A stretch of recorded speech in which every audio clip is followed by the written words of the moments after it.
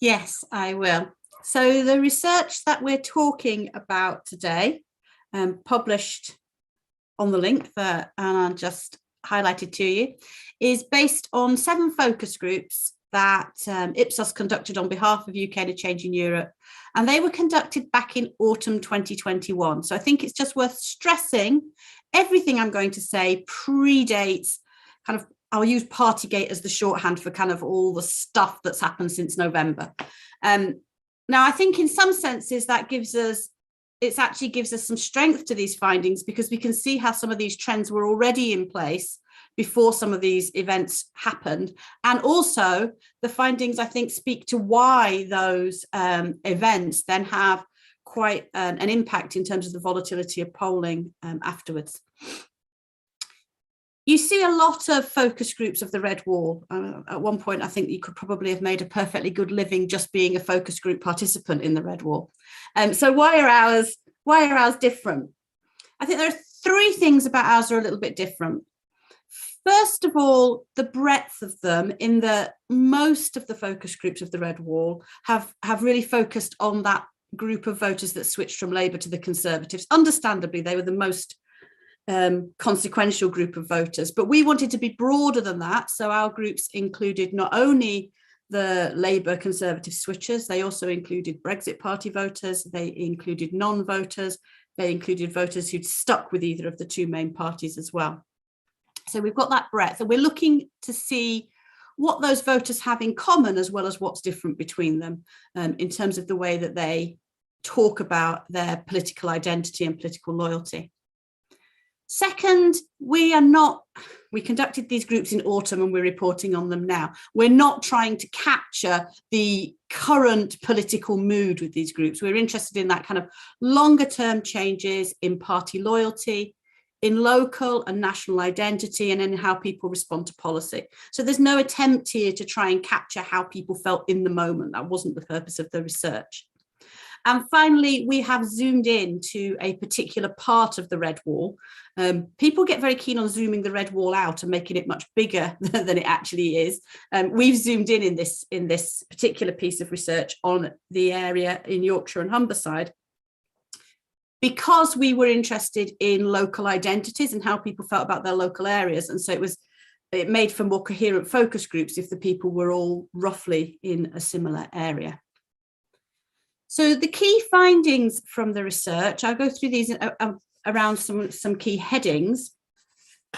One of the first things I think to say is that people were really quite positive about their local areas. So when you read the policy documents around levelling up, or you even read the kind of newspaper reports on left behind towns and so on, this gave a slightly different slant to it, in that people talked about how beautiful their area was, the green spaces that they had, how well connected it was, how good the bus services were. But mostly, actually, when they talk about connection, it was about jumping in the car and getting on the motorway. So it was, but nonetheless, these were kind of positive aspects of local areas that quite often get left out when people talk about the Red Wall and when people talk about levelling up.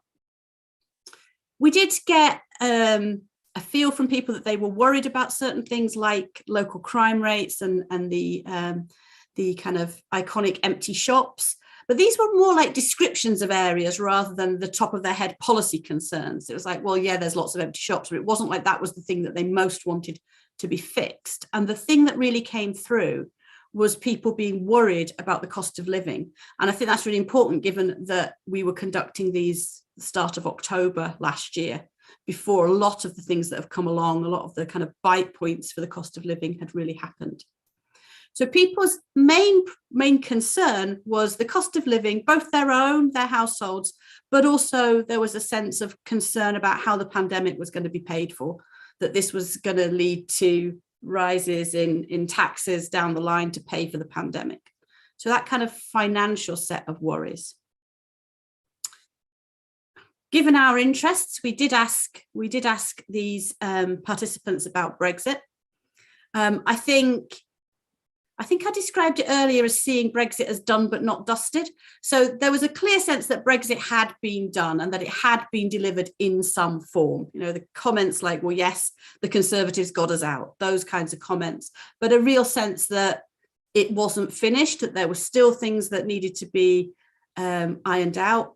Even these voters talked about the Northern Ireland Protocol, what was going on there. It was also at the time of the petrol crisis and shortages on the shelves, so they came up as things as well. And there was one person who said, it wasn't the dream. It's not the dream we were sold.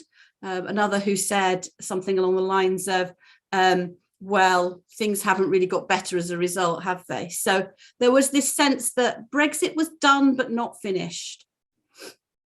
Then we asked these voters what they thought were the main reasons for the 2019 general election result.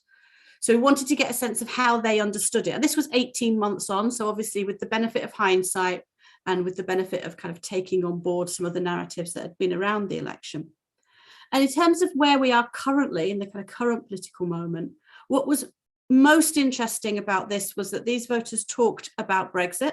They talked about votes being lent to the Conservatives to get Brexit done.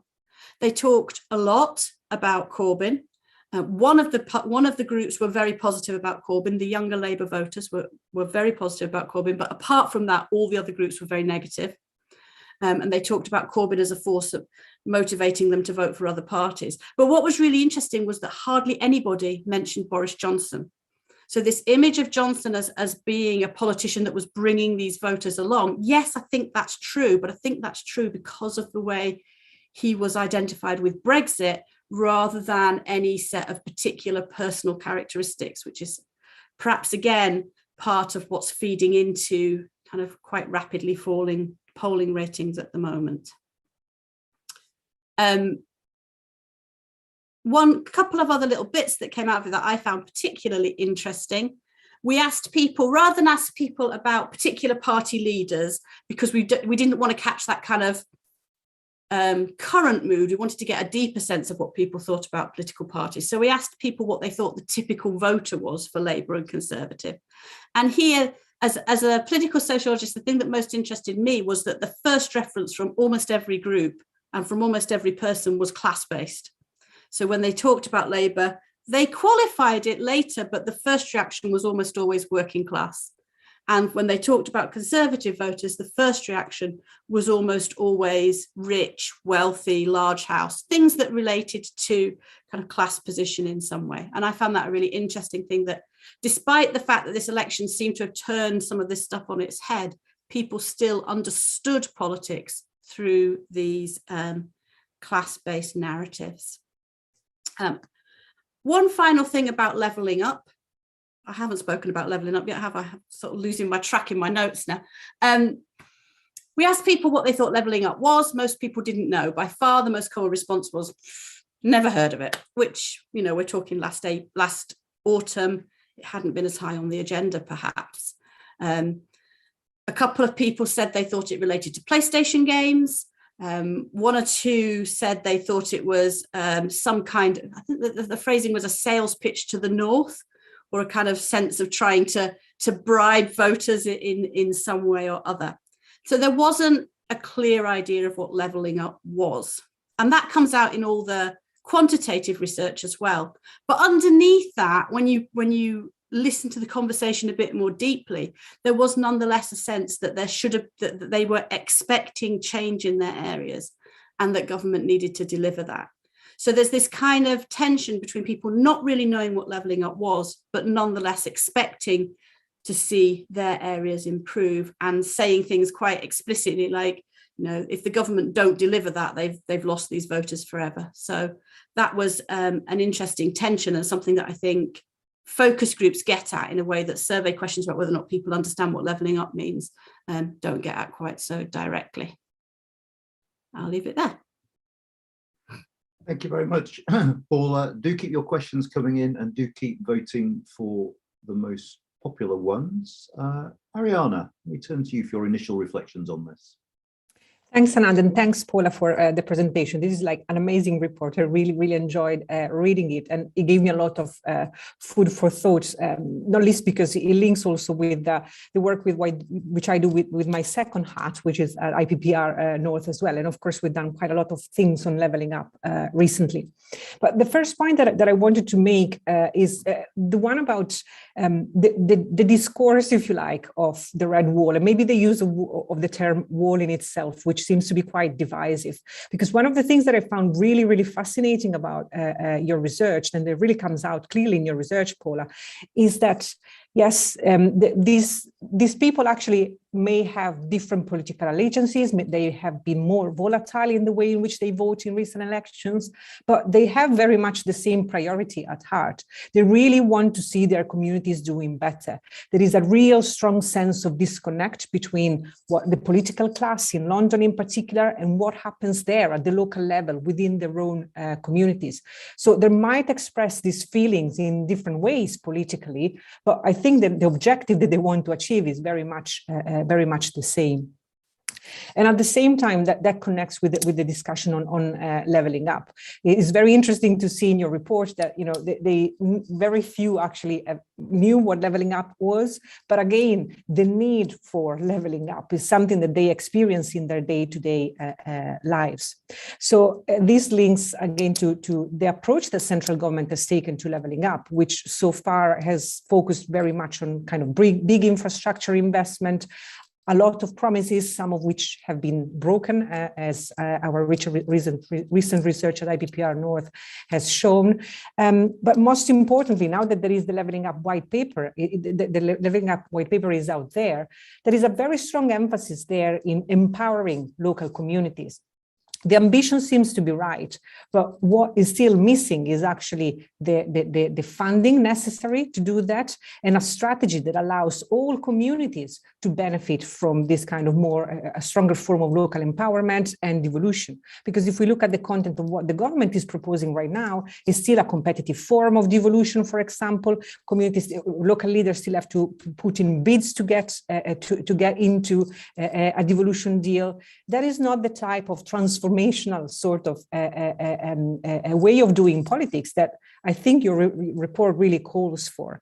I read this very much as a kind of a clarion call from local communities in West Yorkshire that says, well, we want our communities to thrive, and perhaps it's time that we take the control of that, or our local leaders take control of that.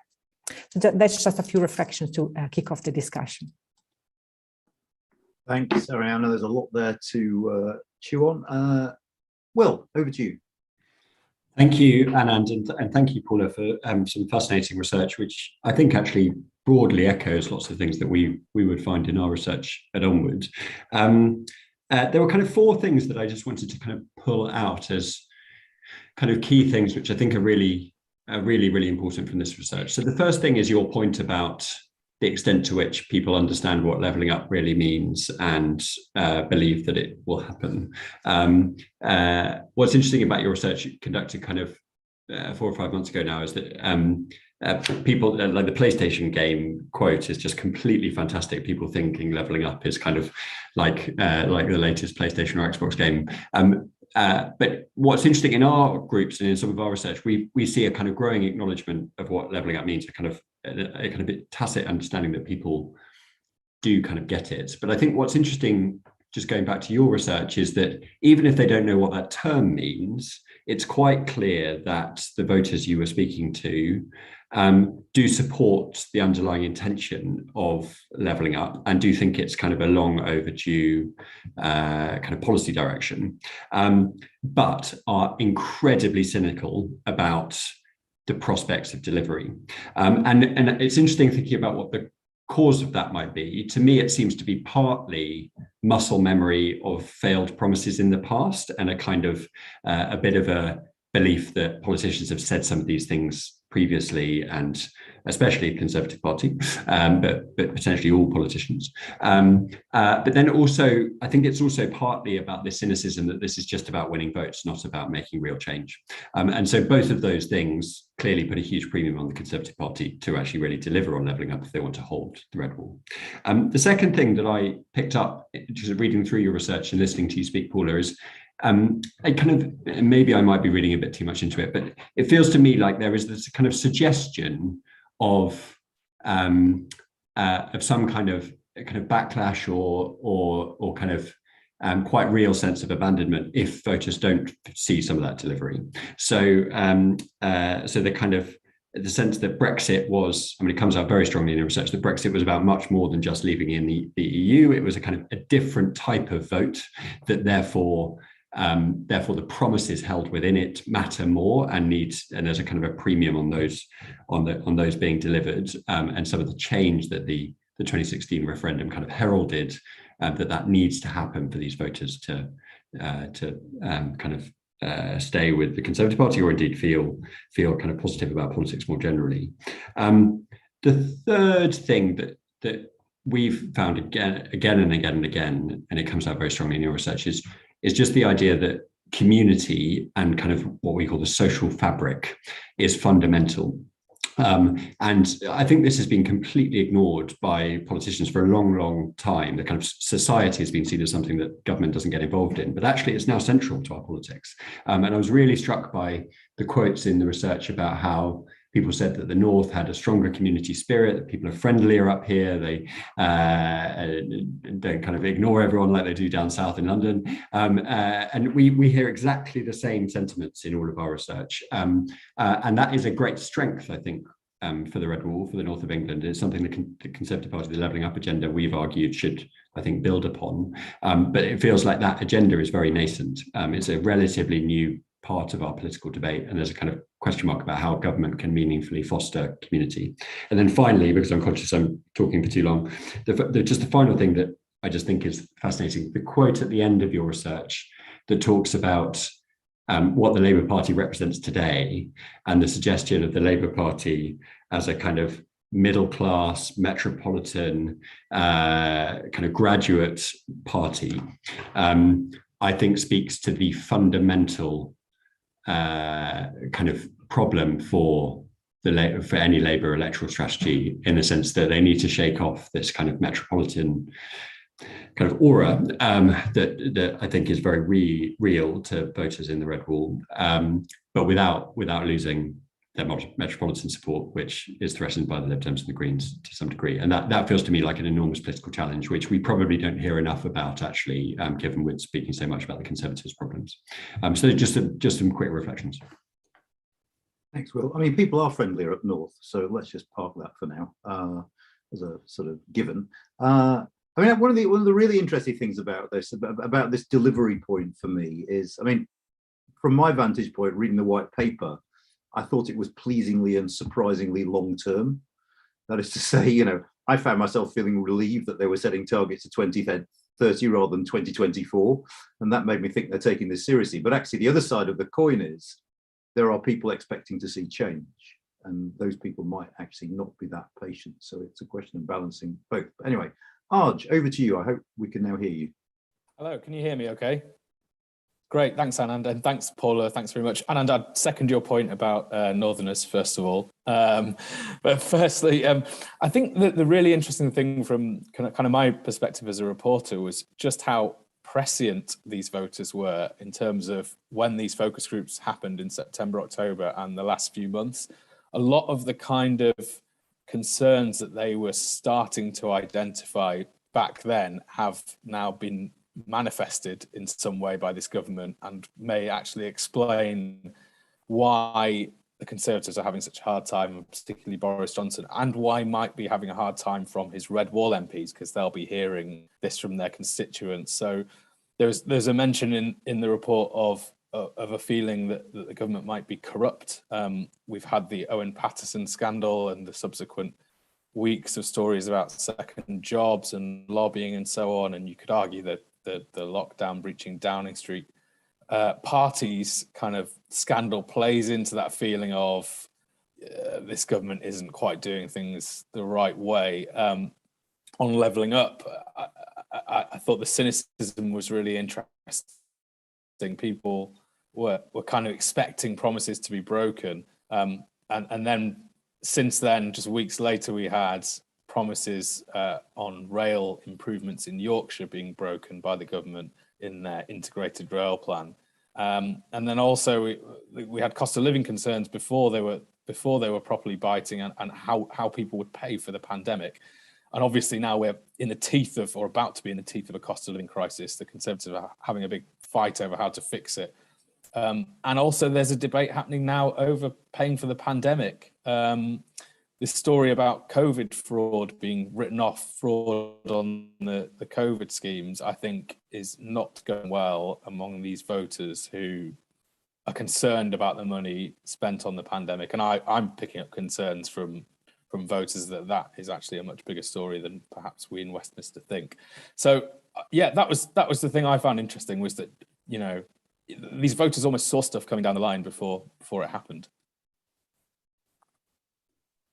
Brilliant, thanks, Sarge. I mean, understandably and necessarily, a lot of the questions coming in on the Slido are not directly about the report per se, but I feel at total liberty to pose them to you anyway. I'm just going to have to make the best of them, I'm afraid, because I always get criticised for not using the questions from the Slido. So I'm going to adapt myself today and do so. I mean, the first one, it's an interesting one, and again, it's hard to mention from the focus group, but just from your sort of interaction with the region, do you get the sense that voters in the Red Wall are more politically engaged sort of recently than they were before? So have we seen an uptick? I mean, I know there's sort of bits of evidence. Hansard have hinted at this in their annual audit, that it's been a slight, you know, since 2016 actually, there's been a slight uptick in political engagement. But do we get this in this region in particular? It seems to me the evidence from the focus groups are a bit mixed on this. Whoever wants to chime in. Yeah. Shall I jump in? And so it's a very good question. So I think the data would say yes, that there is a higher degree of political engagement, largely because large numbers of don't knows voted in 2016 and to some degree in 2019. Paula will know the stats much better than me. But I think the kind of question is are they moving, which direction are they moving in? Are they becoming more politically engaged over time, or was that potentially a moment that might be fading? And it feels to me like, certainly in the groups that we were doing in Oldham last week, that people were becoming rapidly disenchanted with politics again, and that even if they voted last time, or even if they voted kind of against their previous voting pattern in the last election, they were at least kind of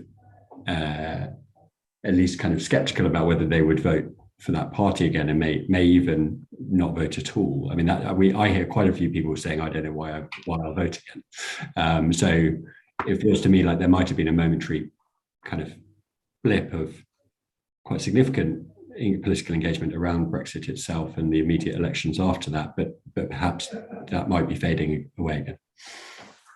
I mean, I suppose you could be more politically engaged and therefore less likely to vote. But does anyone else want to chip in on this?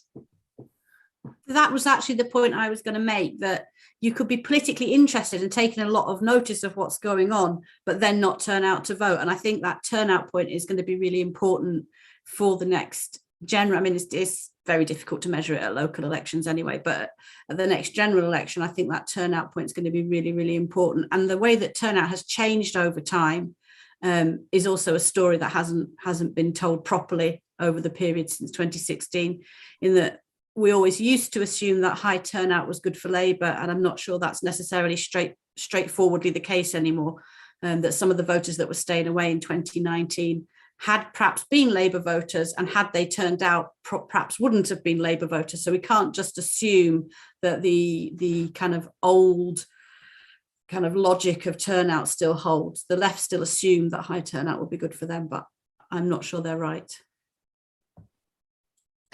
Could it also be the case that this long history of broken promises coming from government might impact going forward? The extent to which people maybe are not engaged. I think the interest is there in the future of their community, but whether they feel that voting can do actually anything to change that, because as it has emerged very clearly from the discussion and from the report, that kind of history of broken promises, not trusting the government to, even when they make promises, to actually maintain them, is something that is felt particularly strongly in the north of England and in those type of communities that you've analysed. And there has been some really interesting stuff out recently on sort of low levels of trust in politics, which is nationwide, it seems. Arj, do you want to chip in on this? You don't have to if you don't want to. Yeah, just on the trust point, I think one thing that came out in this focus group, and which you do hear Conservatives say a lot, is that Boris Johnson, these voters trust Boris Johnson because he said he was going to deliver Brexit, and he did. Once you take Brexit away, it's difficult to see. It's possible that some of these voters might then think, well, that's done. We don't really trust any of the leaders or parties to deliver on much else, so we might disengage. I thought that might be interesting. And of course, one of the things we've seen in national polling subsequent to when we did these focus groups is, the proportion of people saying that Brexit is being handled badly has gone up. The proportion of Leavers who are dissatisfied with the government seems to have gone up, certainly from some of the YouGov polling. So that's all quite interesting. And of course, the other thing we've got to keep in the back of our minds when talking about electoral prospects is there won't be a Brexit party the next time we have a general election. And in some of those West Yorkshire seats, that could make a real difference.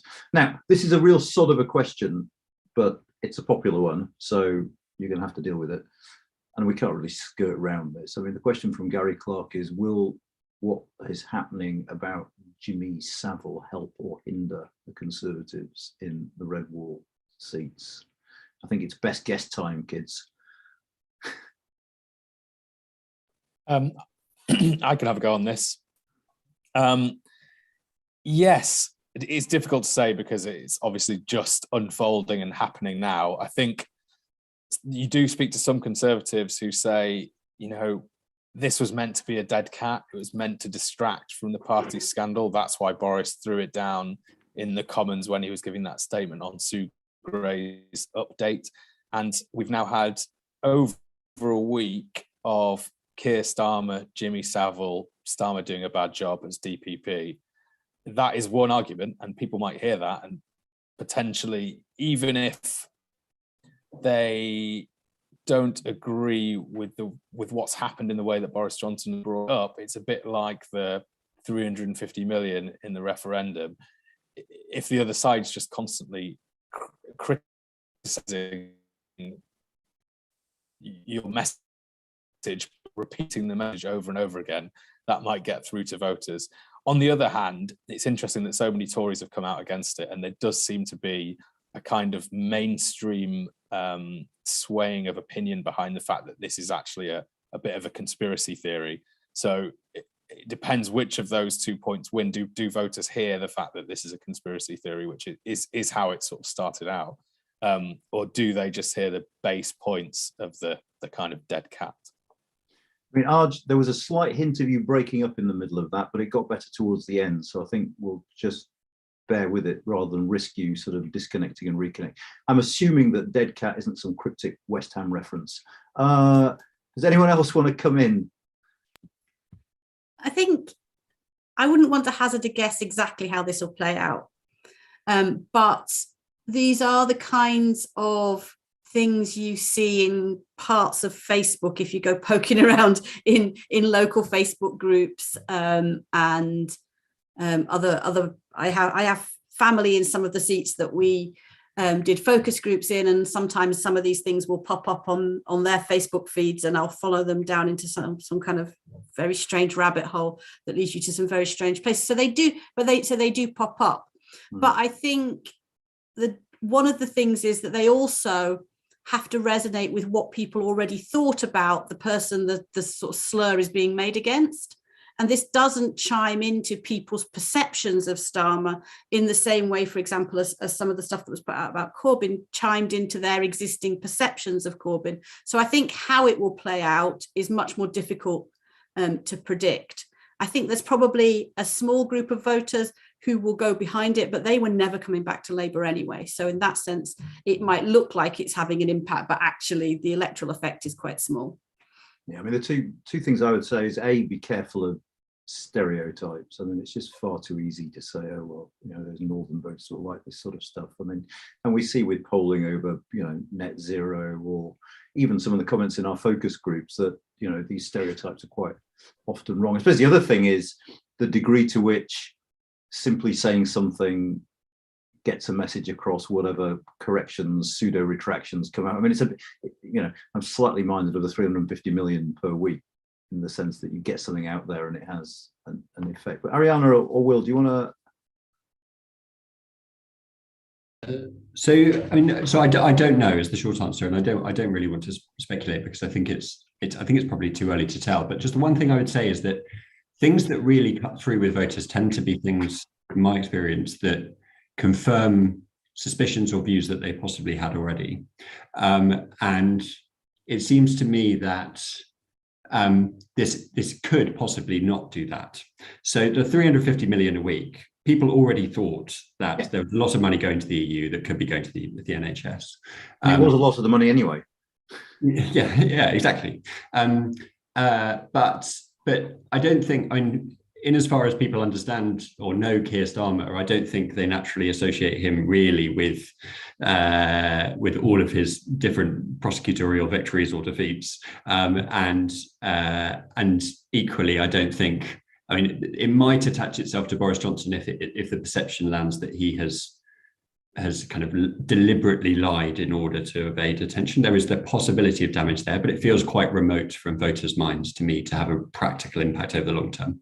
That's unless something happens. So if this then leads to a large number of MPs putting in letters or a senior resignation, then that could lodge itself in the mind of voters. But it feels to me at the moment to be quite far from that.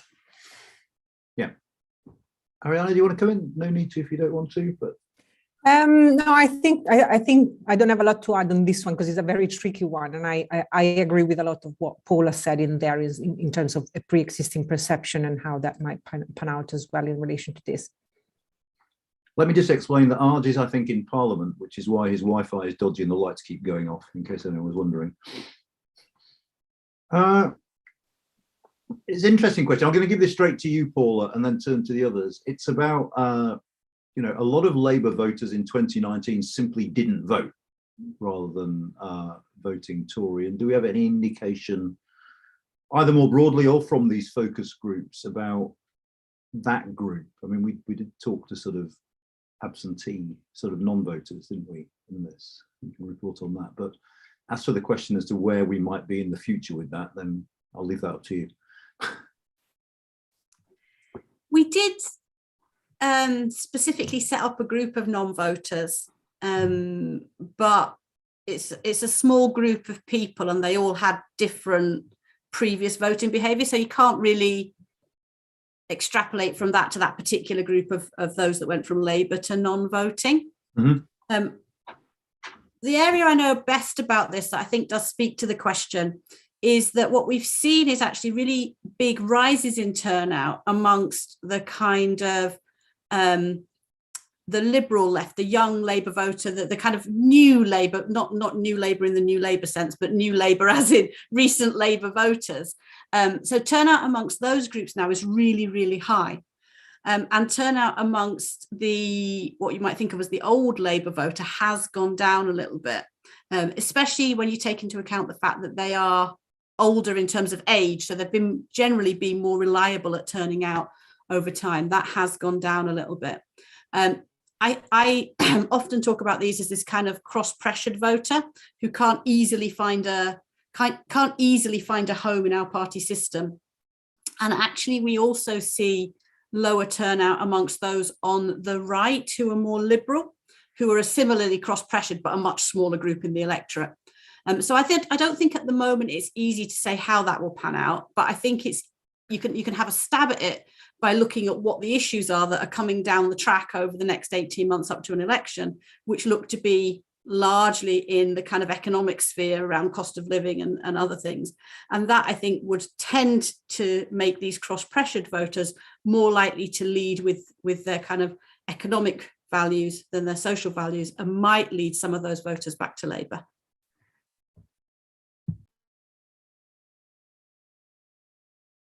Sorry, that was a rookie error.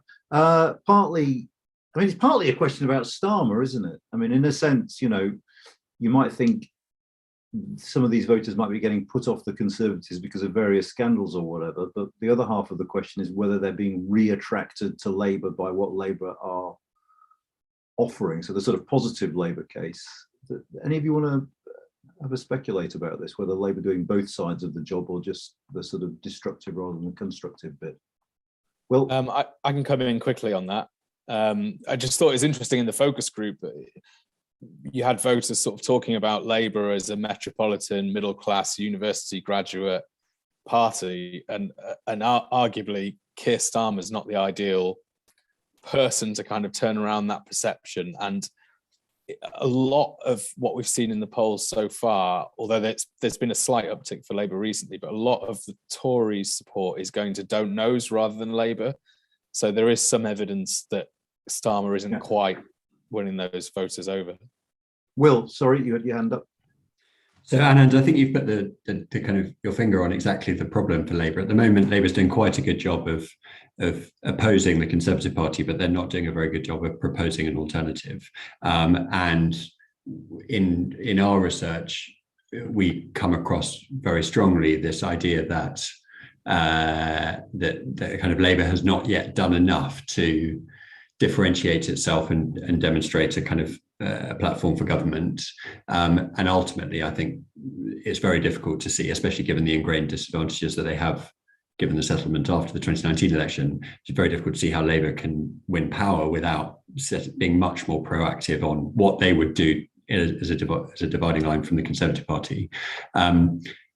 Just the other thing I would say with Labour is, it feels to me like their challenge is also, it's not just a kind of policy challenge, it's also to some degree a values challenge. Like, so when they attack the government, the Conservative Party, I think to some degree, I'd be interested if Paula agrees with this, that contributes to the very strongly held feeling that all politicians are corrupt or kind of broken, or what, and politics as a general is broken. They're not doing enough to demonstrate that Labour is different and a kind of a transformative, modernising force in British politics in the same way, for example, Tony Blair did in '97. And so it feels like Labour still has quite a long way to go for the reasons I've outlined as well. Yeah, and I wonder whether those photos of Starmer with the beer, whatever the reality and whatever, you know, however dubious the comparison with goings on in number 10, you know, has that sort of effect. Ariana, sorry. Just come in saying something maybe a little bit controversial, but does it have has to be just about the leader? Is it just about Keir Starmer? Because yes, okay, leadership certainly matters, but we also know from what has been happening in recent elections that the ties that bind the electorate with leaders can be very, very weak one, and that perhaps part of what makes vote even more volatile. I think, you know, Boris Johnson is a clear example of that. In your study, it comes out quite clearly that people maybe did see him in a positive light a few in 2019, and now that has changed very quickly. So is it just about leadership, or maybe is it about more? Is it more about place? Is that where the Labour Party needs to do better? If the point, as you say in your report, is about political parties and the need for them to understand better the communities in those areas, then maybe it is about political parties reconnecting with those communities and trying to understand what are the needs on the ground. So the importance of place and the local dimension. And I think that paradoxically, if we really want to bring it back to the question of leadership, then, for example, the new metro mayors have been much more effective within the Labour Party than the party at national level in capturing precisely the importance of place. And in areas like West Yorkshire, it's quite significant that the first metro mayor was elected just last year. And yet the turnout was very much already at the level of those metro mayors that actually were running for their second mandate. So maybe there is a little sign that it's not just about the leadership per se of the Labour Party, but maybe a type of leadership and a party that understands the importance of place. Yeah, and that's really interesting. And the sort of political implications of this, I think we haven't really thought through. I mean, with regard to sort of Tracy Brabin in West Yorkshire, there's two observations. She was on a panel we did at the Labour Party conference. And the question was, how do Labour win back power? And her answer was, we are in power. And which was slightly jarring in a way. And I wonder how that sits with the National Labour message. And it was very interesting last week when the Levelling Up white paper came out, that when she gave interviews, she started off by saying, this is great. You know, we welcome this. This is a really good thing for my, and again, there's a slight disjuncture with the line of the party nationally. So I think, yes, these people are high profile. Yes, they're potentially electoral assets, but at the same time, their messaging is slightly different from the messaging of the National Party because of the requirements of their position. I think that's going to lead to some interesting sort of tensions, perhaps, he says, desperately hoping it will, as we move towards elections. I'm very excited because we've got a question here that I'm going to pose first and foremost to Paula, because it's right up her street, from Finton Hogan. Was the 2019 election part of a full electoral realignment towards cultural issues? And to what extent was this down to Johnson and Corbyn? And to what extent is this more sort of systematic? So we can all sit back and relax now while Paula tells us about all her research.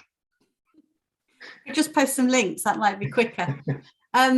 So we have seen a change in voters' priorities in that cultural issues have become more important. And I spent years in the mid-2000s trying to get everybody to listen to the fact that cultural issues were important, only to find myself now having to say, but economics matters too. And I think the crucial thing is the way that these two things combine. And that's why I was talking about cross-pressured voters earlier. So culture isn't going to go away, but culture isn't everything either. So I don't think we've seen a polarization. I don't think we've seen a complete realignment, whatever that would look like. Rather, we've seen a fragmentation of our politics into groups that have distinctive economic and cultural positions that combine together. And different leaders at different times can combine those groups in different ways. So Johnson was able to stick certain groups together, but then we see when we start to look at economic policy, those fault lines reopening up, and somebody more on the left in terms of economics can stick together a different group of voters, but then when cultural issues take priority, a different set of fault lines open up. So I think it's much more useful to think about the groups of voters and how you can find commonalities amongst them to bring together a winning coalition, rather than to talk about binaries like it's all culture, it's all economics, or it's all class, it's no class. I think thinking about it in a way which takes all of those things together at the same time is more fruitful. I'm not sure I answered the question. Mm-hmm. No, absolutely. And it's worth adding, and I stuck our Mind the Values Gap report in the questions earlier in response to something else, that actually, in a sense, the economics is more comfortable terrain for the Labour Party, because there are divisions in the Conservative Party over the direction of economic policy that might become clearer if we revert. But do any of you others want to come in on this, whether politics has realigned around a values dimension now, or whether that was transitory, whether it was Brexit or whether it was tied up with the personalities of Corbyn and Johnson? I would just say I defer entirely to Paula's research. I mean, her work on cross-pressured voters, I think, is absolutely right, and that we can't see either of these things in isolation. We need to understand the interplay between them. It feels to me like the next election will be both an economic and probably likely a kind of crime immigration election potentially. So we'll combine both economics and cultural values to quite a large degree. And Brexit might have been unusual in the sense that it was kind of primarily through a kind of cultural prism that lots of voters were seeing that particular issue. But yeah, that would be my view. Ariana or Arj? I agree 100% with Paula's analysis. So I'm not going to add anything in particular on that. But one of the things that I think comes out quite nicely of your report, from your report, is also the importance of territorial and regional identity in certain parts of the country, and in particular in the areas where you did your focus groups. And so I was wondering, whether that dimension in a context where like a lot of these communities don't feel represented by national politics, whether the politics of territorial identity there is going to play a role going forward. It was interesting to see in the report, for example, how Englishness and Britishness seems to be very blurred in those areas. And that goes a little bit against what we see at the national level, where some have argued recently, for example, that Englishness is becoming more politicized, but that is not really quite the case at local level, is it? It would have been interesting to see, I don't know if you do have data on whether the Yorkshire dimension or the Northern dimension makes sense for these voters as well. But I just thought, like, perhaps going forward, keeping an eye on the importance of the politics of territorial identity might be interesting. Arj, if you have anything to... I dropped out for a significant portion of that thanks to my parliamentary internet connection, but just on the issue of culture, I think, yeah, Paul is the expert here, and Will and Ariane are probably more expert than me. I think there is a kind of element of the government maybe scrabbling around for culture to be something that can replace Brexit as a kind of issue or area which might re-stitch together. Oh, Arj, you've frozen and... Hello? Oh, you're back. Am I back? Yeah. I've got a message on my screen saying your internet connection is unstable. So anyway, yeah, sorry, what was I saying? Who knows? I think there is kind of some evidence that the government is trying to use culture as something to possibly re-stitch together their Brexit coalition of 2019 at the next election. Whether it's going hard on statues when no one's actually really talking about statues, or out in the general public, or whether it's attacking the BBC for certain things and trying. Arj, you're freezing and breaking up. I think we get the point that there are issues like statues, whether it's cultural issues like the BBC or even immigration, I suppose, where none of them, it seems to me, is as broad ranging, or none of them does the job as well as Brexit, particularly given trends in public opinion about immigration. I'd suggest that it's becoming a slightly more complex issue than it once was. I'm speaking for you, Arj, so shake your head if I'm completely and utterly misrepresenting. Yeah. Yeah, I think as much of a lightning rod or as effective as it, and actually it's backfiring on the government a bit when you see them pledge kind of strong action on the small boats crisis, but then not actually be able to do anything about it. There is a bit of blowback on that front. Yeah, that's interesting. Is there any scope for electorally useful collaboration between, it says non-conservative parties, big C conservative. So can the Tories' opponents collaborate usefully in any of these seats? Would that have any impact, do we think? It's a very open question. Yeah, go on, Will. Will's very polite, he puts his hand up. It is possible, clearly, for Labour and the Lib Dems, or indeed the Greens and SNP, to collaborate and try and prevent the Conservatives. And there are quite a few marginal seats where that may be successful. I guess the more interesting question is, what is the electoral penalty for doing so? I think it's likely, and I think history demonstrates, that electoral pacts give the impression to voters that you're not really trying to win an election, you're just trying to prevent someone else from winning, and therefore there may well be a penalty for the Labour Party if they undertake that strategy. It's also not clear that the maths necessarily stacks up. So even if Labour and the Lib Dems traded votes perfectly in every part of the country, I think it's I think it's true to say that the Conservative Party would still be the largest party and may even still have a majority. So a kind of lib-lab pact, or it may sound kind of nice in principle, but I think there are some obstacles to whether or not that would be successful. I tell you what, my God, I miss in-person events because you don't get half the panelists popping off your screen on it. Oh, there we go. It's another one gone.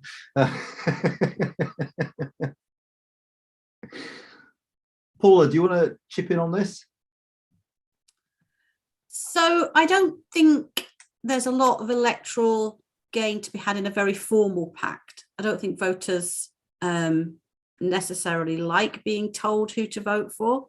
I wrote about this in relation to the Unite to Remain, and it all looks very nice on paper. It's like playing a board game, like Risk or something. We'll move all these people into this part, but it doesn't work like that in practice because people don't behave like that.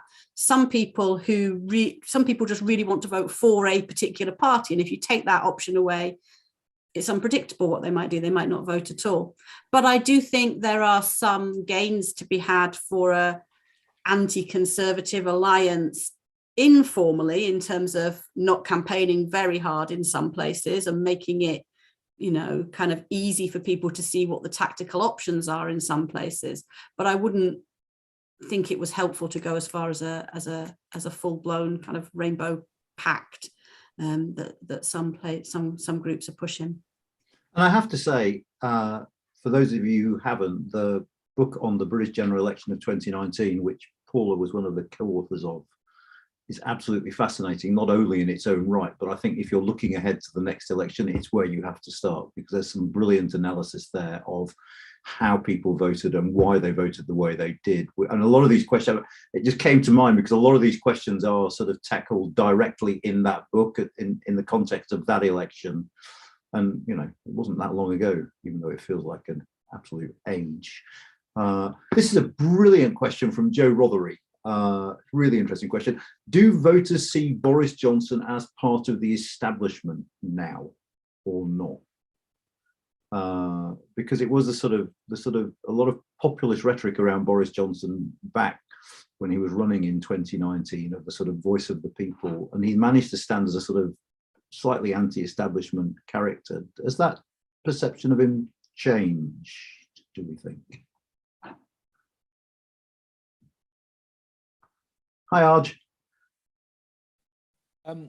I don't think necessarily voters think he's now part of the establishment, but I think that probably why they liked him for being not part of the establishment now might be the reasons they are perhaps turned off by him. So voters probably like the fact Boris Johnson didn't play by the rules, did things his own way, was kind of a bit of a laugh, not your typical staid politician, perhaps talked in the language that voters use as well.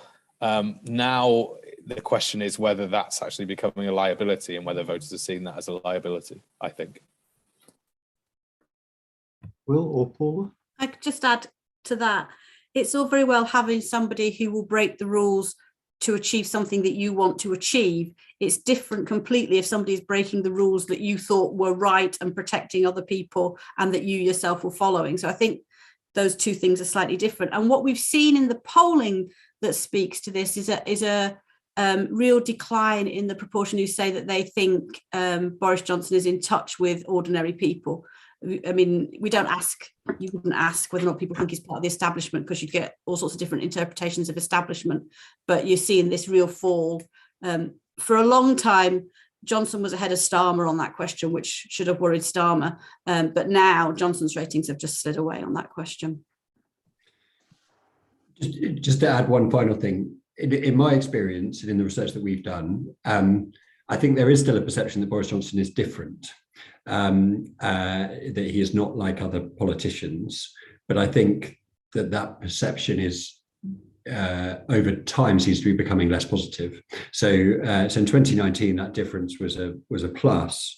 Some of the more recent revelations I think they've started to some degree to suggest to voters that Boris Johnson is kind of chaotic or not not as good at governing as he might be as campaigning, and so even if he is relatable, the role in which he's now in, kind of different as a kind of to a Brexit delivery role, means that those qualities aren't as sympathetic ultimately. Brilliant, thank you. Just going through these, I mean, there's a question here which is interesting. You know, was there a sense that voting Conservative in 2019 was a way of getting resources directed towards your area? And this sort of ties into the whole subsequent debate about the politicization of the Towns Fund and things like that. Are voters just cheerfully cynical? I suppose, you know, you sort of read the quality press bemoaning the fact that all this stuff is very politicized, but actually, might it be electorally quite effective? You know, vote for the Tories, you'll get some more cash. I'm happy to jump in on that. I mean, I think so. My basic view is I think voters think politicians are doing all of this stuff anyway. So if you tell voters that Boris Johnson might be kind of favouring Conservative areas, they're not going to be shocked. Put it like that. It confirms an existing suspicion, whether or not that's true or not. So I don't think it necessarily is harmful for people to have that perception. I certainly think it was counterproductive of the Labour Party to attack the Tories for doing just that, because it planted something in the minds of voters that they might get something. And when we do focus groups in places like Redcar, or we go to places kind of near to Teesside, people have noticed that Ben Houchen is getting lots of political attention and to some degree funding. So I'm not sure it's necessary. I wouldn't ever propose it as an electoral strategy, but I do think it's a bad electoral strategy for Labour to continually point to the fact that Conservative areas are getting money, because I think it will incentivise voters to vote Conservative in the hope that they'll get more attention. And I think to be fair to them, Labour have realised this and are not doing that. Arj or Paula, do you want to come in on that? Just to say that it's not something that came up in any of these focus groups. Kind of, I dare say people would have discussed it if we'd given it to them as a prompt, but sort of as a spontaneous thing as to why you voted as you did, or even why other people voted as they did in 2019. It wasn't something that was kind of a spontaneous reaction from any of these groups at all. Sorry, Arj, go on.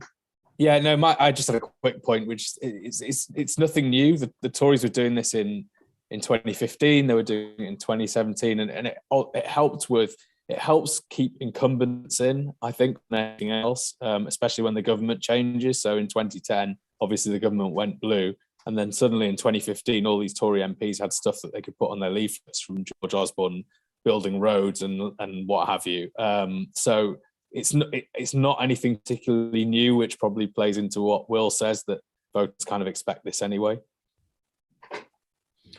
A very specific question, an interesting one. We've touched on it, I think, in talking about Corbyn, but does the sort of age generation dynamics electorally play out in the same way in the Red Wall as they do in the rest of the country? From Helen Farrell. Broadly, yes. And I'd kind of put in front of that broadly everything plays out the same way in the Red Wall as it does in the rest of the country. It's not some mythical place that's very, very different. It's different compositionally, primarily. So there are fewer young graduates in these seats than there are in, I'm not going to use London, in Brighton and in Bristol and in those kinds of places. But most of the key trends that we have seen behave in much the same way in the Red Wall than they do elsewhere. In fact, the definition that James Kanagasorian came up with of the Red Wall was precisely because they were kind of holding on. They were still voting Labour when these trends were happening elsewhere. And what we've seen since 2017 is them catching up and them becoming very similar to everywhere else. And paradoxically, it's now they're the same as everywhere else, that everybody treats them as different. We've kind of got it all slightly back to front. So yeah, the dynamics are pretty much the same, but the compositional effects are very different. Got far better football clubs as well. But anyway, Will or Arj? I was just going to make exactly the same point as Paula did. Football clubs. No, I was going to talk to you about the wonders of West Ham, Anand. But Paula's point about James Kanagatorium's original red wall analysis is spot on. Ultimately, these seats were voting a way that their demographics did not predict before 2019. They are now largely, not entirely, and there is still a portion of the red wall that is analogous, sorry, not analogous, kind of different to where it should be, but they now largely vote in line with what demographics would predict, and age is the single biggest driver of that, more than anything else. So I think there isn't a huge amount of difference, and we shouldn't treat them as necessarily hugely dissimilar. One interesting question is whether or not the red wall will continue in the new path and will continue to vote in the way that demographics would predict, or whether or not they revert to the previous kind of cultural factors for voting Labour. And that is a big question. My hunch is that they will continue down the new path rather than the old one, but I don't know. Arj? I've got nothing to add to that. These two, the ex. And you've cut out again, so that's perfect. There's an absolute sod of a question from Jen Williams here, actually, would the findings have been different if the research had been in the northeast rather than in Yorkshire and Humberside? And if so, how might they have been different? I suppose the Houchen thing might have been one of that Will talked about a minute ago. Will? So we were doing focus groups in Redcar basically exactly the same time that these focus groups were going on. So I can speak to that experience. It was in the context of net zero. We were kind of interested in voters, kind of Teesside voters' views on net zero, but I think we can speak to wider themes as well. I was structuring those focus groups that people had probably a greater understanding of levelling up in those groups than I think came out in Paula's research, and they related it directly to Ben Houchen and the investment in the Redcar refinery and the kind of broader kind of Tees Works investment piece that Ben has been leading, and they were just as cynical about the Conservatives' reasons for potentially doing that. They did see it as directly related to kind of political gain.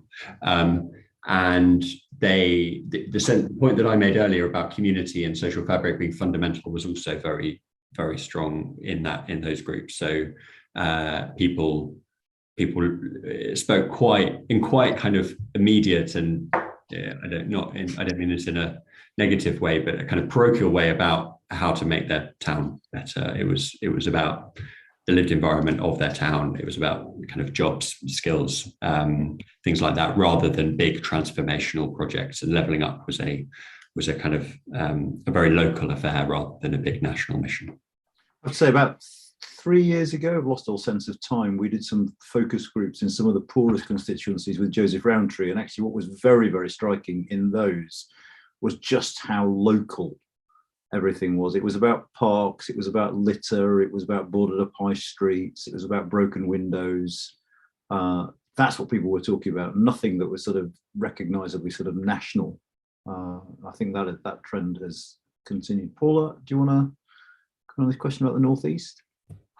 I think we would get slightly different results if we did this anywhere. And I pick up kind of Ariana's point about the importance of local identity and local place, but many of the themes, I think, would be similar. And I think there's an interesting question to pose. The Northeast obviously gets lumped together because we're talking about the Red Wall, but how different would this be if we went to some of the more rundown seaside towns in the Southwest, for example, or places in the West Midlands? I think many of these issues resonate in similar ways in all of these places. And it's this is going to sound slightly hypocritical, having just written a report with Red Wall in the title, but it's one of the reasons why I'm not convinced the Red Wall is a useful framing for some of these questions, because there are so many shared issues across so many places that aren't all kind of north of Birmingham. Let me just say before turning to you, Arj, in case you want to come in, that I should apologise that Ariana hasn't dropped out because of a signal. She had to leave early. I knew that before we started and forgot. She actually came and did this panel in the spare hour she had in a conference, which she's speaking at. So thank you to her, and don't worry, it's not because she's lost signal. But Arj, anything to say on Northeast? What differences we might have found? Sorry, were you asking me something? I dropped out for a second there. No, I was just asking if you had anything to add on the Northeast and whether we'd have found anything different had we done our focus groups there. You've frozen with a fantastic expression on your face. Oh. Hello? Hello? Yes, would it have been different if it was in the Northeast than if it was in Yorkshire and Humber? Can you hear me now? I can. Do you want to turn your video off while you answer?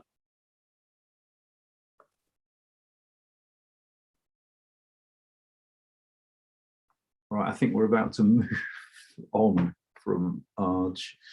So the lesson of today's event is don't do events from Parliament if you can possibly help it. Right,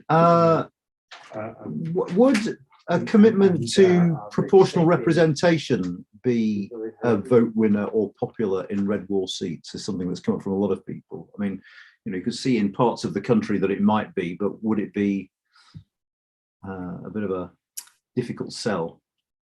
I don't think it would be popular. Some of the analysis, this doesn't come from these focus groups. We didn't ask about constitutional change, electoral reform or anything like that in these particular focus groups. But if you go back and look at something like the British social attitudes data, the vast majority, about half of people are happy with how things are. The types of demographics you find in the red wall, so I haven't analysed this specifically by the red wall, I'm extrapolating from the demographics, are far more likely to say that they want to see an English Parliament and that kind of constitutional change than electoral reform per se. So I don't think it's something that's a massive vote winner in these kinds of areas. English Parliament, that's interesting. Will? So I don't have a huge amount to add, because we haven't tested this specifically in groups, but my kind of instinct would be that kind of complicated constitutional reform, like you just struggle to get voters to really engage with it. I suspect if you asked people what proportional representation meant, you would probably not get hugely sophisticated answers, would be my instinct from running groups. And I might be doing voters a disservice there, but I think that's probably broadly right. And even if people did know what it meant, they wouldn't necessarily have very strong views on it, because it's just very remote from the issues that matter in their everyday lives and that they want politicians to be focusing on. Okay, I keep hoping that Arj is going to pop up actually in the chamber the next time we see him, as he sort of looks like he keeps moving around. It's some sort of exciting parliamentary room. We've got time for one more question. There's one very specific one you can maybe just tackle very, very fast, Paula, which is, were there any differences you noticed between West Yorkshire and Humberside? Apart from the fact that people were nicer in West Yorkshire. That wasn't in the question. I can't speak to that because the groups were mixed. They were organised by voting behaviour. And so I have no way of knowing where an individual participant was actually from, aside from trying to guess from accents on the recordings, which I don't think I'd be expert at. Okay, and the final question, I mean, it's targeted at you, Will, but I mean, anyone can chip in. What just clarify what you mean by social fabric, and there's a bit of a sting in the tail, which is, has social fabric been affected at all by austerity? So what we mean by social fabric is, we've come up with a definition and we measure it using an index, which you can read about on Onward's website, ukonward.com. But essentially we mean community in the broadest sense. So the networks and institutions which kind of carry and strengthen relationships between people within a place, and between people and their place as well. So it's kind of intrinsic to the kind of sense of belonging, but then also the kind of wider local economy, independent businesses, and indeed kind of government institutions, so kind of the local council, schools, public services as well. we constructed that kind of index and kind of defined it as thus, as actually after doing a load of qualitative and quantitative work to try and understand what aspects of the local place were important to people. And so we came up with a definition. But I think the kind of just to kind of boil that down into a very quick summary, it's essentially place-based community, the kind of everything that people experience within their place that relates to community and kind of society and kind of social well-being. And actually the government used our definition and referenced lots of our work in the Levelling Up white paper last week. So I guess it's now official government policy too, which is good. All right, well, we're certainly not leaving him with the last word with a rival think tank's website and all this. So someone else. Arj, do you want to anything to say? I mean, maybe back from your days when you were sort of at the Yorkshire Post. I mean, what people's sort of concerns were about things like social fabric?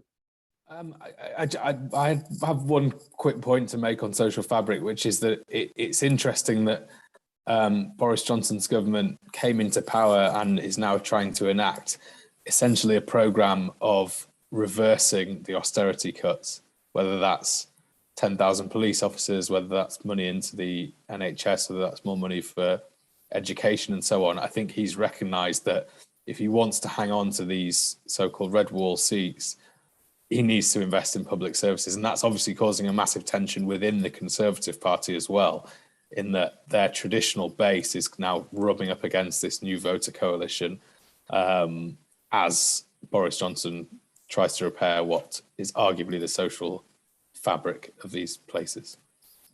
Brilliant, thanks. And Paula, you get the last word. I'm not sure I want the last word. I'm not sure I've got anything to add on social fabric. But what I will add, I think, is there's a quote right at the very end of the report that really captures the sense of collective trauma that people and areas have been through over the last 2 years.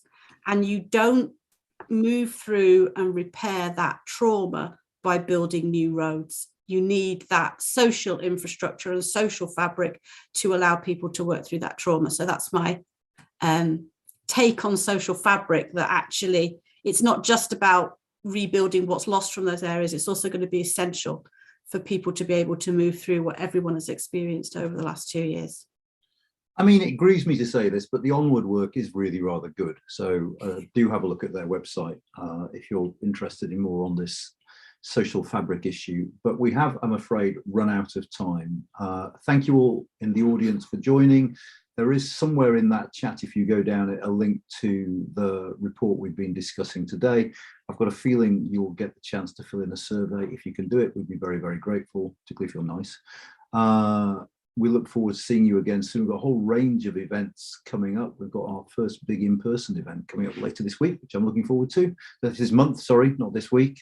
So check out our website. But in the meantime, thank you to Will, to Arj, despite his technological issues, for soldiering on, for Ariana for squeezing out of that conference and talking to us when she was tight on time, and of course to Paula. And we look forward to seeing you all soon. Thank you all very much indeed. Take care.